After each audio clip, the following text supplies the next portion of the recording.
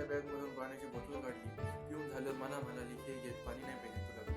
मी नाही म्हणालो, मला तहान नाही. असे ठीक आहे असे बोलत तिने पाणी दिले व नंतर चिप्सचा मोठा पॅकेटचा पुडा काढला आणि अजयला म्हणाली की घे थोडे चिप्स खा, तुला भूक लागली असेल. अजय नाही म्हणाला तरी त्याला आग्रह करत म्हणे नाही थोडे खास.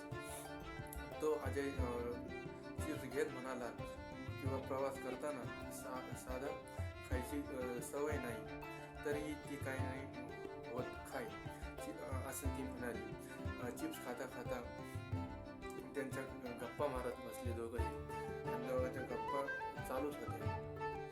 दोघंही खूप एक जवळचे एक मित्र असल्यासारखे वागत होते, एकदम क्लोज फ्रेंड सारखे झालेले होते. त्याला बघून अजयला एक अशी सुंदरशी शायरी आठवली ती तुम्हाला आता पुढच्या पार्टमध्ये ऐका.